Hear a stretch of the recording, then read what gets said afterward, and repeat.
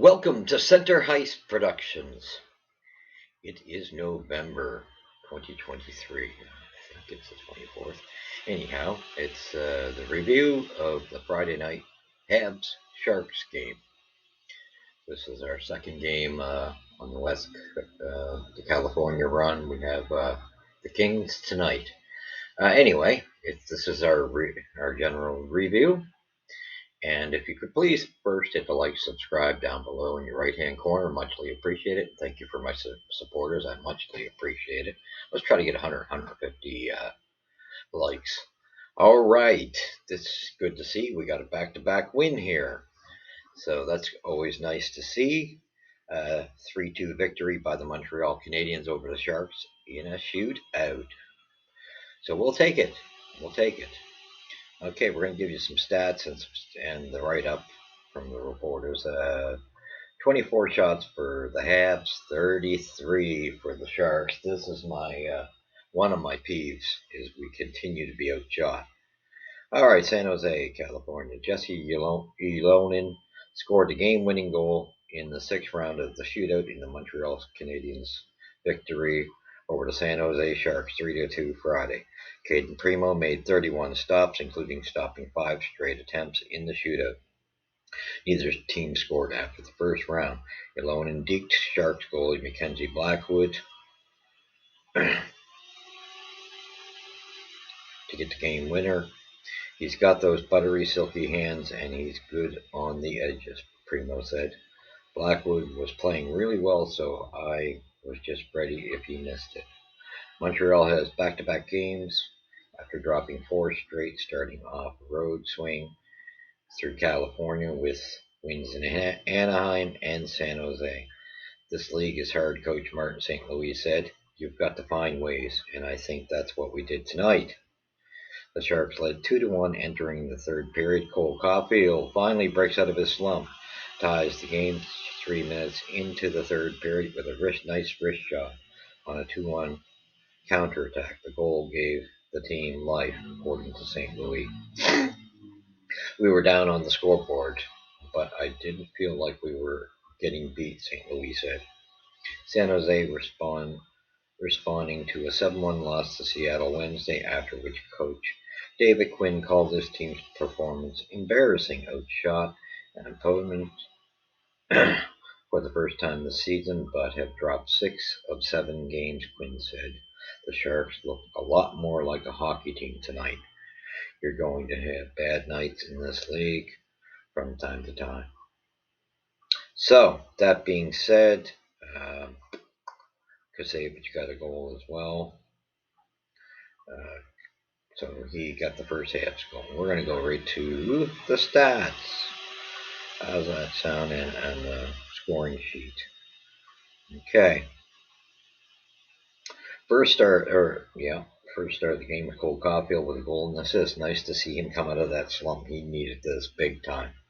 Good for a little buddy. I'm glad to see it.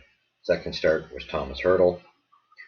And third star was Eklund, which seemed to be no surprise seeing his name there on a couple of those. So, first period there was no scoring. Second period, of course, we get at 5:06. Who, of course, this is always the way it works. Mike Hoffman finally decides to score a goal, assisted by Eklund and Thomas Hertl, and it was a beautiful setup. Seeing that highlight. So they went up 1-0 at 12:30. Eklund scores by Kalen Addison and Thomas Hertl. Hertl was another big factor, and he always is against the Habs, and that was a power play goal, so 2-0. Then at 18:02, Jonathan Kasevic, assisted by Jaden Struble. Nice to see. Assisted by Cole Caulfield on the first goal, so that cuts the lead. Nice to see. And Kasevic has been becoming a factor more and more as we see the games go on, and I just lost my feed here, so bear with me. Can't believe that happened, but it seems to do that. There we go, back to it. Right. How we lost that. And so that we ended up cutting in. Nice to see us come back and not no quit. And Kasevic has been becoming a pretty good little factor himself, having a half decent season.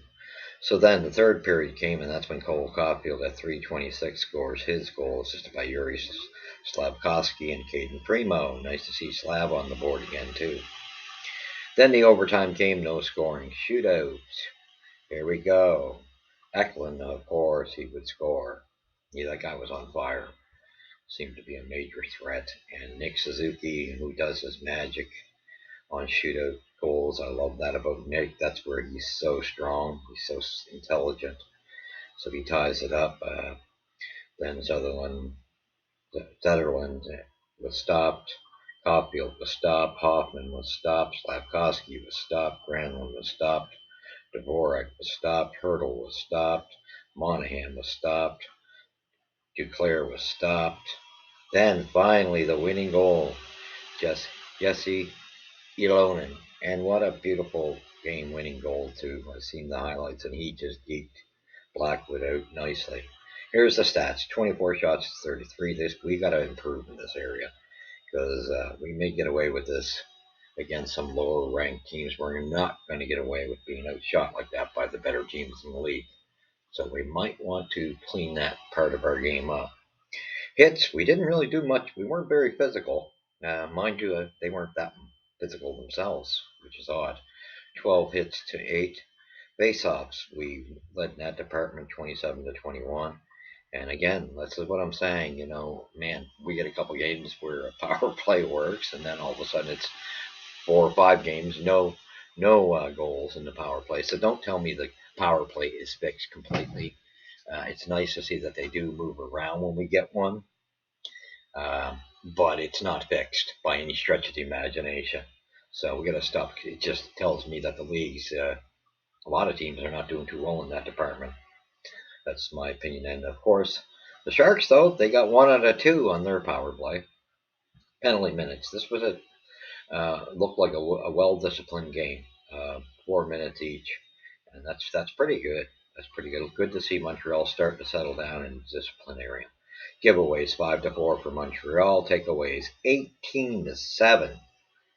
My word, had that have been a different club, a better team, we might have been in trouble with that many giveaways.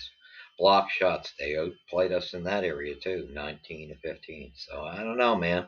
It definitely looks like we were fortunate it was the Sharks. So Hoffman got the first penalty, Matheson got the second penalty, Barron got the third, Ferrero got the other penalty for them. So that being said, and the total shots were 33-24. This is it sounded like, and they, the reporters that I heard in a lot of the write-ups and the reports I seen in highlights, Slafkovsky seemed to have himself quite a game. So this was positive to hear too. So good to see from Slav, and that's but the kid's got talent. Let's not kid ourselves. Anybody knocking him is out of their mind in the sense that, yes, I still say, and I will continue. I mean, I do see a lot of improvement in this game. I still would have preferred to see him in Laval. However, he is improving. So that's good news on that department. And it seems like these line mixes are really working for the Habs. And it seems like every now and then we're going to have to do that, juggle things up when something gets a little stale. Jaden Struble, he is looking really good in here too. From what I can see, good reports coming out on Struble. He looks good and solid, and getting his first assist last night, he's well involved, and probably the right games with these lesser teams to try him on. And the same with Caden Primo. Caden Primo had a strong game. I didn't like the goals that went in on him, however. Be quite frank, and I have a complaint with this with all 3 of our goaltenders, except the other 2 have better gloves than Caden. Although, it was nice to see Caden get 1 glove there that kind of stood out. But he's got a very weak glove. However, the 5-hole goal, I didn't like. The goals that did go in, I didn't like them. I found them very soft. Sorry to say that. Glad, though, very positive on him in this regard. For this season so far, this is a great positive. His value and stock have to be going up. because he's actually getting victories in the NHL. This is great because I don't think, you know, I'm not trying to knock the guy. He seems like a nice kid. I don't personally think he's NHL material. That's just the way I see it. No one will change my mind on it. I do like, however, that he's raising his stock, and he is playing better than he did last year. So that's a feather in his cap. I'm hoping the kid plays well just so that we can get one of these guys traded off and settle the goaltending situation. And I've got no problem with trading Allen or Montembeault because I'm on the tank team. I want one of those top three players. So that would help us if one of those two get traded. Primo is the logical trade uh, per goaltender to me, but I would rather see it for us to get a better draft pick, trade one of the other two. And it sounds like the rumors are favoring Sam Montembeault, and they're really heating up. So I'm expecting within the next, by the 6th of December, Edmonton, if they're going to make a move, they're going to have to make it by then. Because if they don't, they're going to lose their season. If something doesn't change. I guess for them, they got a victory, so that's positive for them. And they're not that far out behind the other teams.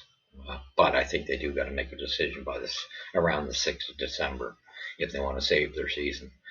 However, all the pressure is on Ken Holland, not on us. So we got to remember that. But like I said, I have no problem. I would prefer to see Allen go where he's the older. He's the more solid consistently. However, it seems to fluctuate with him, and Montembeault goes back and forth a bit.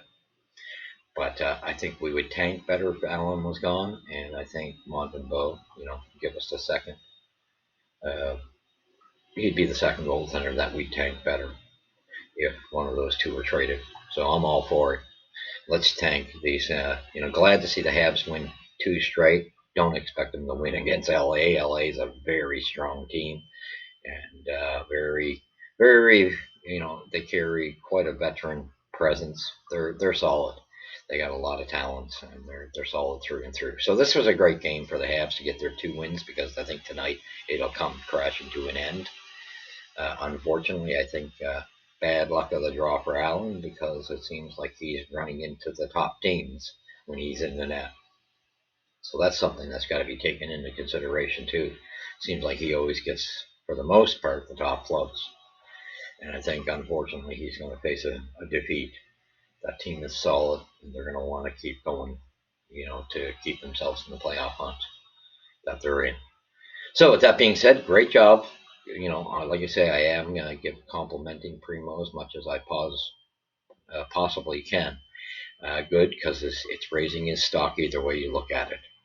And at that, it looks like the Habs, I concern myself because, yes, we get the victory. But if we struggle that much to barely scrape out a victory in a shootout against a team like San Jose, that shows you we are not that deep of a team, meaning talent level. And I'm about to go into that in my special series on our future players, players in our system.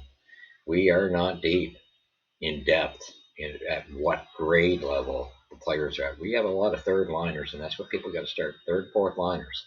And that is our problem. So thank you for joining me. Great to see the Habs win 2. This was needed, but I think they better slow down because I want them to tank. So I know it's only 2 games, but take the wins while you can. However, let's just be happy about it. But fully expect LA to take us tonight, especially on a back-to-back. All right, thank you for joining me. Where's the puck drop first here at Center Hice Productions, and we will catch you at the next episode. I think I'm going to do a tape up for the part 3. Just debating whether I do it immediately now or save it for after tonight's game. And these late games, I'm not going to go out of my way to stay awake for. They're just far too late down here in Nova Scotia. So anyway, I'll just go with the highlights and rewatch a lot of stuff and get the reports, and we'll go from there. But you will be getting the special tape out on part 3 of our prospects coming up. It's funny how once I mentioned it, I noticed a couple channels went out and did the same thing, like Hockey Inside Out, and um, my buddy there who took a lot of heat the other night, Craig Button. It's funny how I mentioned this, that I was doing this, and it's just weird how things fall. That it seems like they just jumped on going into the prospect section. Anywho, we're going to give you our look from Center Hice and see what our future stacks up to be. And I'll tell you, man, we got a lot of work to do in this rebuild, because when I come out with it, you're going to be far surprised when I show you what we have, and you really study it. We got a lot of work to do yet for our offense. So thank you for joining me. We will catch you in the next episode. Definitely a tape after the LA game. Um, and you will have that special third part of the series that I'm doing. And we'll go from there. So thank you for joining me. Have a great day. God bless. Go Habs, go. And oh, yeah, one more point. It was Marty seemed pleased with the victory, and he should be overall. So, like he said, victories just don't seem to come easy for the Habs. Anyway, God bless you. Take care.